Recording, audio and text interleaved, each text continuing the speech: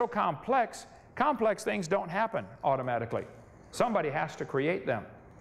You know, doing an imagination, computer animation of how it might have happened, that's not science. That's imagination. The lug nuts from a Pontiac will fit on a Chevy.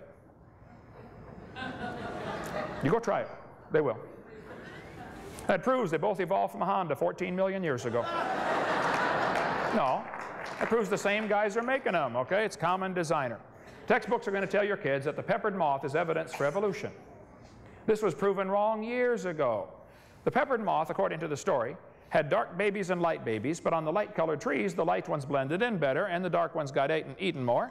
And then when they burned coal in the factories, the trees turned dark, and the dark ones blended in better, and the light ones got eaten.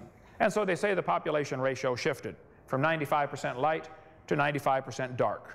Well, the problem is the whole story is baloney. It didn't happen. They glued dead moths on the tree to take that picture for your kid's textbook. After 40 years of watching, they found 2 moths on the trees. 2 in 40 years. What's 95% of 2? So if you have evidence for evolution, I really want to see it. However, the peppered moth is not evidence for evolution.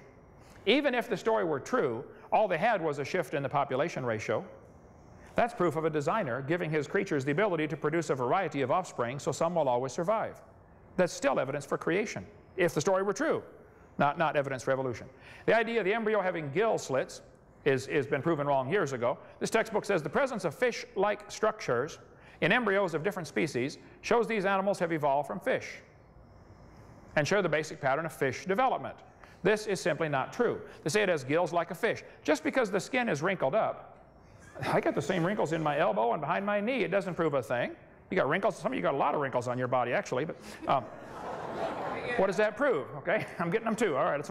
Now, the textbook, though, says the presence of gills and tails is evidence of a common ancestor. This is not true. This junior high textbook says the similarities provide evidence that these 3 animals evolved from a common ancestor. Again, talking about the gill slits. This has been proven wrong years ago. 1875 it was proven wrong. It's not true. This textbook says humans and fish embryos resemble each other because humans and fish share a common ancestor. Now look, I don't mind if somebody wants to believe that. But I resent paying for that to go into a textbook, and that's the only answer the kid's given. I further resent them cutting down a perfectly good tree to print that. Okay? And we need Al Gore on this one. Okay. Those little folds of skin develop into bones in the ear and glands in the throat. They never have anything to do with breathing. Just because the skin is wrinkled up doesn't mean it's gills, or even it's partly gills, or even it's related to gills. I've seen people with a bunch of chins and they can't breathe through any of them but the top one. Okay? Ernst Haeckel faked his drawings in 1869 to make people believe this evolution theory. He admitted he lied in 1875 when his own university held a trial. He was convicted of fraud. On top are Haeckel's drawings. Underneath are the actual photographs of those creatures he claimed he's drawing a picture of.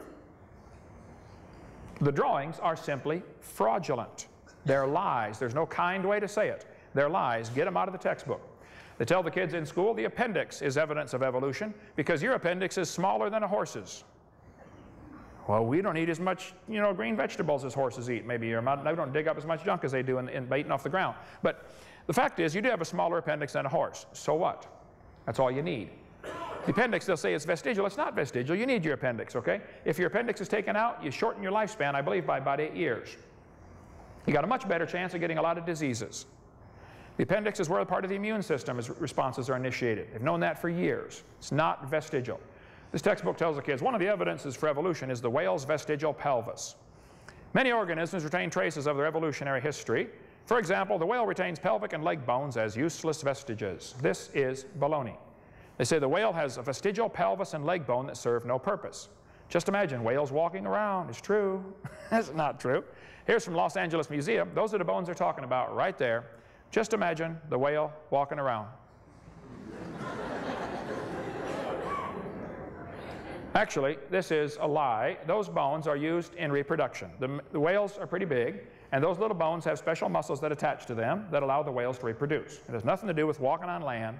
This is not evidence for evolution. This is evidence for design. Okay? In our museum in Florida, we have a 15.5-foot python snake skin. Down at the south end of that skin, you can see little claws that are attached to little bitty bones going up inside the snake's body. The textbook says these are rudimentary hind legs of a python snake. This is not true. Those little claws are used in mating. The snake can't talk. You can't say screwed over. Okay? This has nothing to do with walking on land. It has to do with getting baby snakes. So, if you have evidence for evolution, I'd like to see it, but that's not evidence for evolution. Okay? This guy says the humans have a tailbone that is of no apparent use. The vestigial tailbone in humans is homologous to the functional tail of other primates. Thus, vestigial structures can be viewed as evidence for evolution. Organisms having vestigial structures probably share a common ancestry. Well, look, you're welcome to believe that, but it's not true, okay? The tailbone's not vestigial. You need your tailbone. There are 9 muscles that attach to the tailbone, without which there are quite a few functions you cannot perform. I won't tell you what they all are, but trust me, you need those, okay? Now, if you think the tailbone is vestigial, I have a long-time standing offer. I will pay to have yours removed. Bend over, okay? Me and the Swiss Army can fix this in 15 minutes. Now, this textbook, though, says the coccyx, the tailbone, is a small bone at the end of the human vertebral column. It has no present function and is thought to be the remainder of bones that once occupied the long tail of a tree-living ancestor. First, it's not true. It's been proven wrong years ago. Secondly, that ought to be taught in a school for religion, not a school for science. This is not part of science. Why is this in a science book? Take that out of the book. A tail would be handy. I mean, anyway. This textbook draws what's called a phylogenetic tree, and they have humans, birds, and crocodiles having a common ancestor. It only takes place on paper in the imagination. It never takes place in reality. Darwin said it's a truly wonderful fact that all animals and all plants throughout all time and space should be related to each other. Well, Charlie, you're welcome to believe that. But that's not science. And I resent that being taught in science classes at taxpayer expense. And I think many other people do also. That's not evidence for evolution. The fact that you believe it doesn't make it true. They talk about natural selection being the cause. He mentioned tonight natural selection. So I agree. Natural selection works. But it only selects. It doesn't design a thing. It doesn't create anything. If I was going to select, if I wanted a population of people over 10 feet tall, so I'm going to go around and kill everybody under 10 feet tall. I don't have anybody over 10 feet to select from.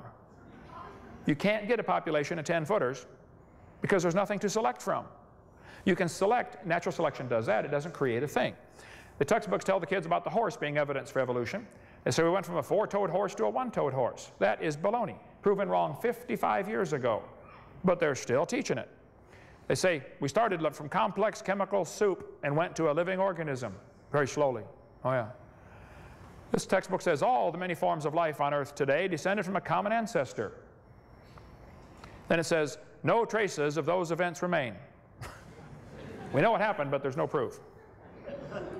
Well, you know what happened because of your imagination. You don't know what happened because of scientific evidence. It's not science, that's all I'm saying.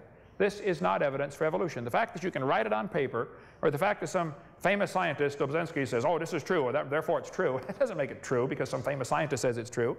Where's the beef? Where's the evidence? And they talk about a simple single-celled organism. Single-celled organisms are not simple, folks. One paramecium is more complex than a space shuttle. And you can put thousands of those in a drop of water. Michael Behe's got a great book out called Darwin's Black Box, if you want to read about the complexity of living organisms. He spends a whole chapter talking about the complexity of the hair on a bacteria. The whole chapter about one hair on a bacteria attached to a little motor that's a rotary engine. That little motor is incredible. It turns 100,000 RPM, forward or backward. And it's just like, as the things get smaller, the fluid they move through feels thicker to them. So bacteria swimming through water is like a